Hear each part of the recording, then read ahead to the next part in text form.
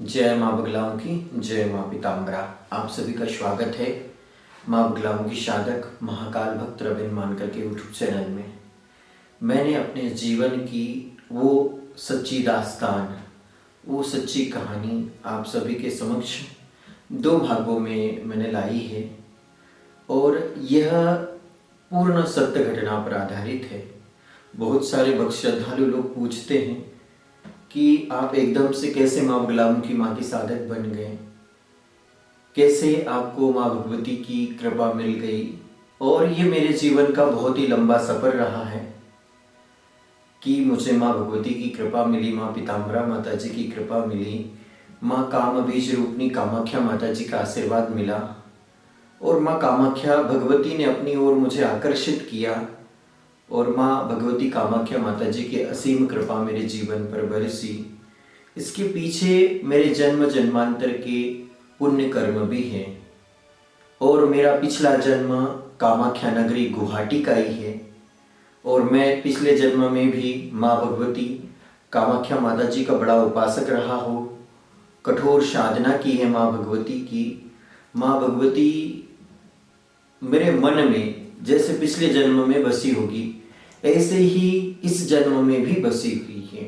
और मैंने जिस प्रकार से माँ भगवती की भक्ति की है, सेवा की है, माँ भगवती को अपनी माँ के रूप में हृदय में मन में बसाया है, मुझे मिले तो बहुत सारे लोग, बहुत सारे साधक मिले, बहुत सारे सिद्धि प्राप्त भक्त मिले, बड़े बड़े योग गुरु मिले, बहुत सारे मित्र मिले, लेकिन जिस रूप से माँ को अटूट श्रद्धा और आस्था के साथ मैंने माना है, मैंने माँ भगवती को प्रेम किया है, मुझे ऐसे कोई भक्त नहीं मिले।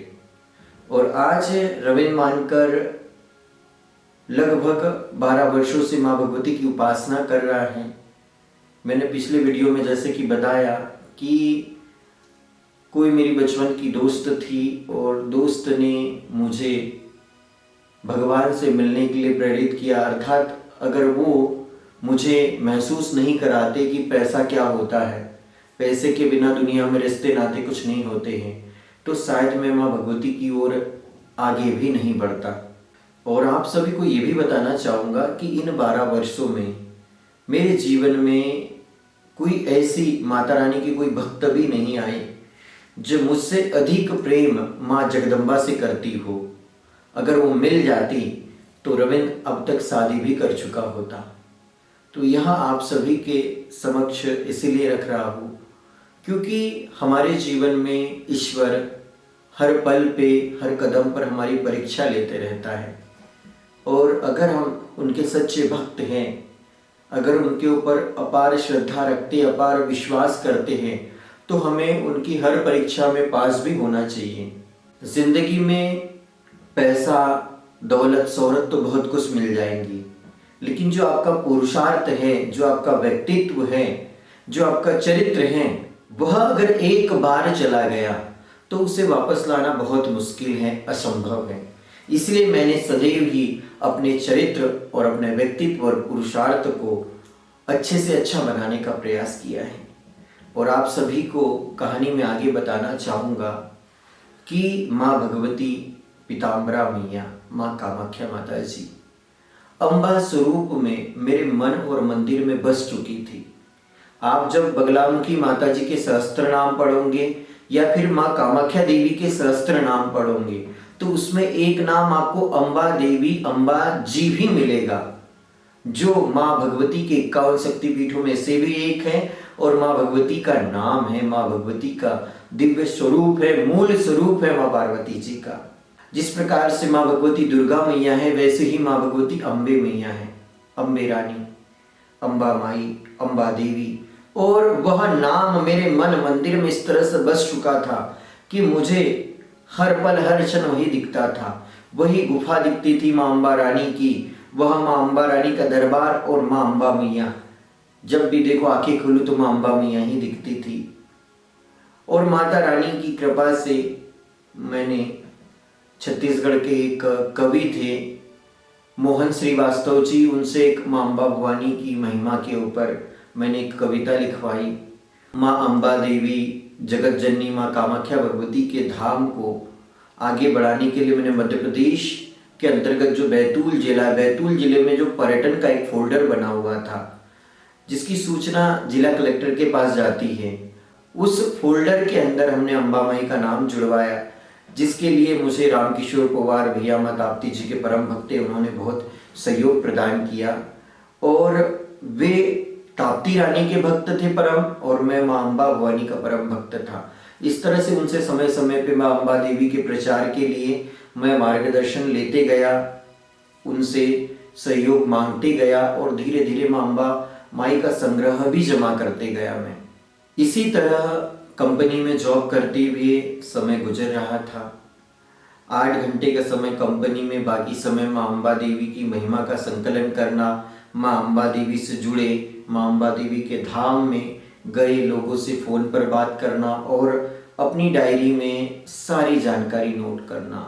और कुछ समय बाद ही बनकर तैयार हो गई मेरे पास धारूर की अंबा मैया की पूर्ण महिमा, पूर्ण गाथा, एक पूरा आर्टिकल मैंने बना के रख लिया था कि इस प्रकार से अंबा माई दरबार की खोज हुई है, इसका पौराणिक महत्व क्या है, किन किन भक्त लोगों ने यहाँ पे सेवा दी है, इस दरबार में जो तपस्वी संत रहती थी उन्हें कैसी सिद्धि प्राप्त हुई है, और वह कामाख्या देवी की गुप्त गुफा जहाँ पर कुछ भक्त ही जाकर आए थे, और उन भक्तों में एक भक्त ऐसे थे जो आज भी जीवित है, वे थे केशव पटेल दादा।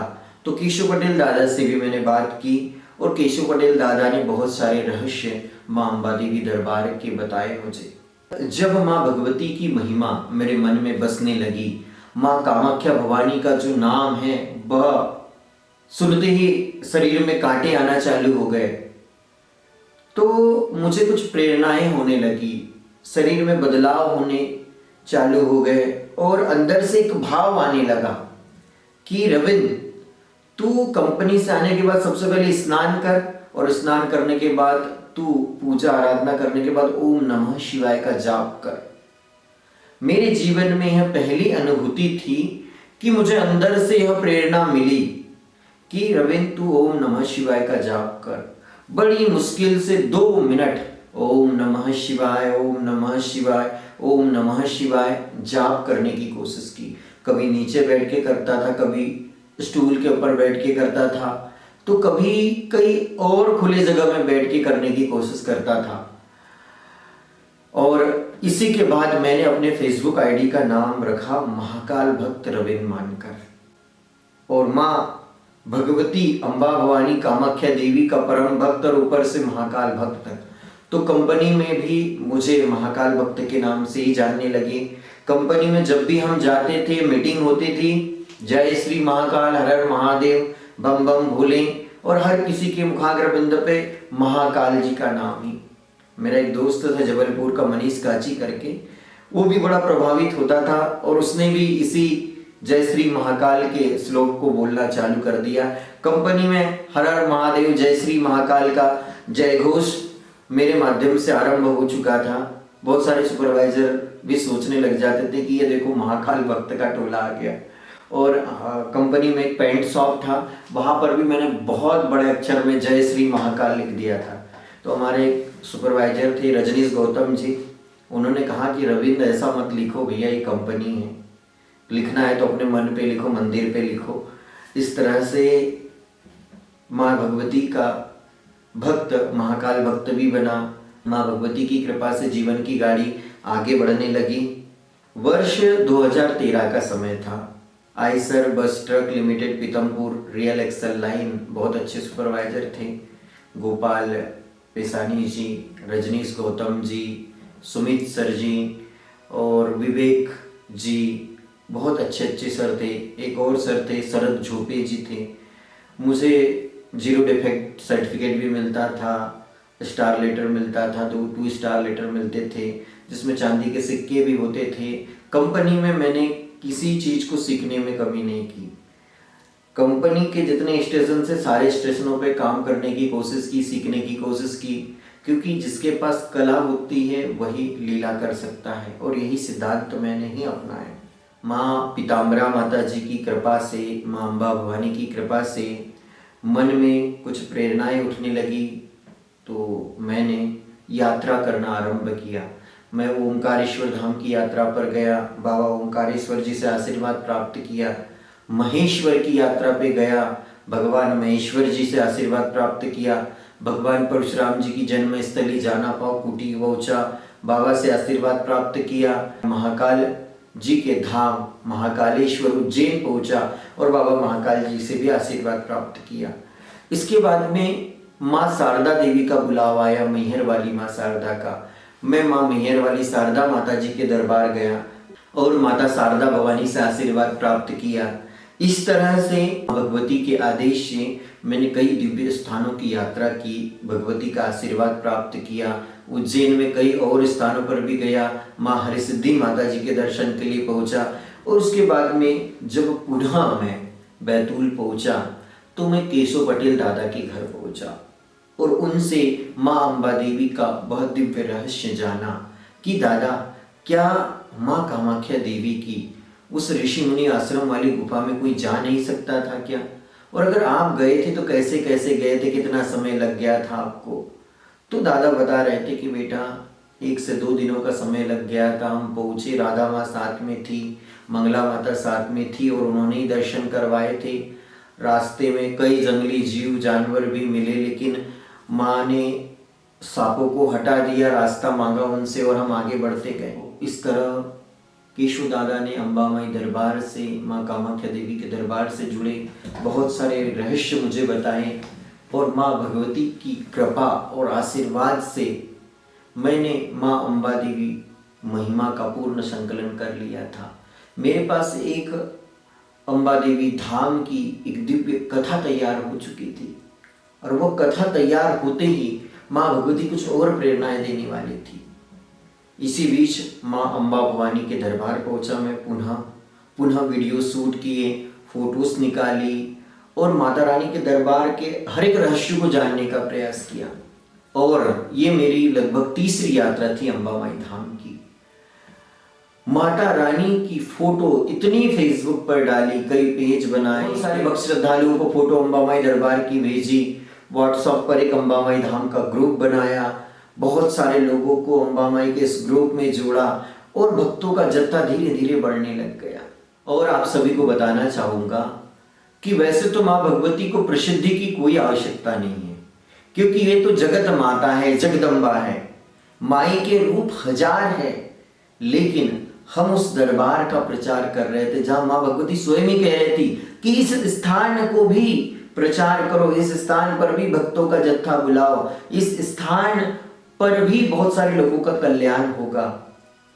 जिस दरबार की एक फोटो फेसबुक पे नहीं मिल रही थी, जिस दरबार का एक वीडियो यूट्यूब पे नहीं मिल रहा था, जिस दरबार के बारे में एक भी भक्त ठीक ढंग से बोल नहीं पाता था, आज मेरी तीसरी यात्रा में मैंने कई वीडियो यूट्यूब पे डाल दिए, कई फोटो फेसबुक पे डाल दी, कई फोटो गूगल मैप पे डाल दी। इस तरह से माता रानी का दरबार धीरे धीरे विख्यात होने लगा और एक ही नाम था अम्बा भवानी, सीरा वाली, पहाड़ा वाली, लाटा वाली माँ कामाख्या भवानी।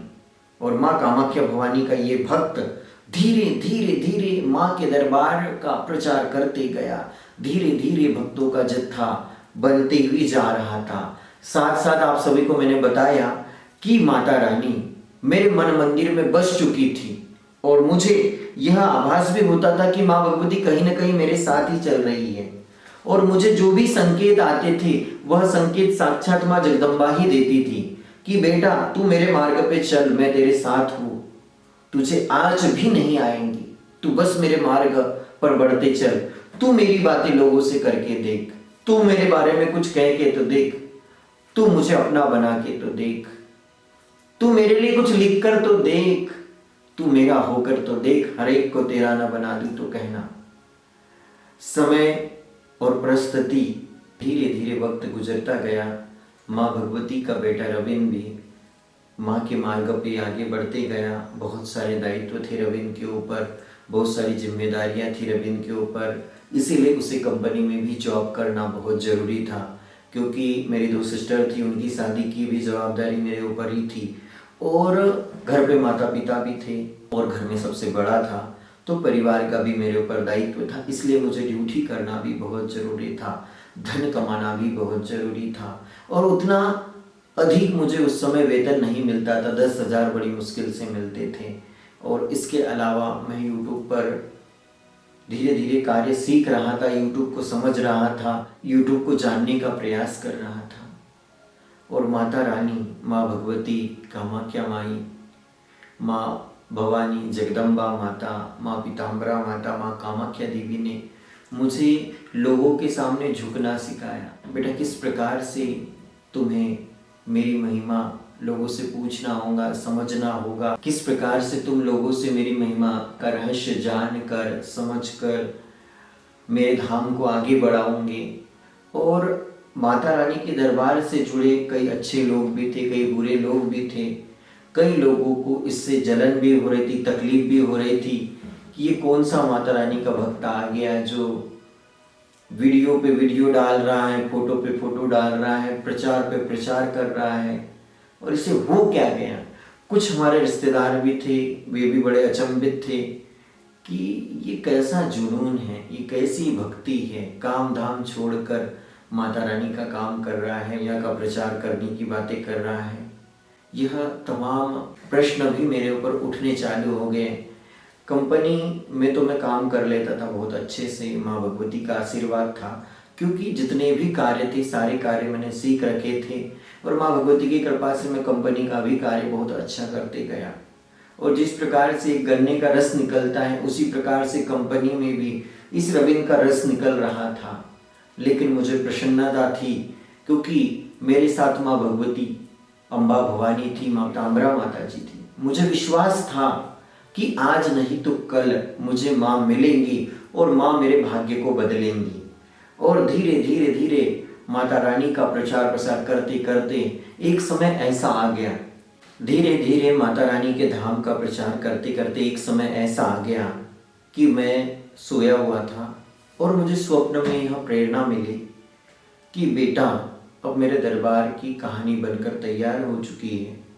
अब तू एक मेरे धाम की महिमा पे भजन एल्बम बना, और इस भजन एल्बम भजनों के माध्यम से तू मेरे दरबार का प्रचार कर, और उसके बाद में मेरी नींद खुलेगी।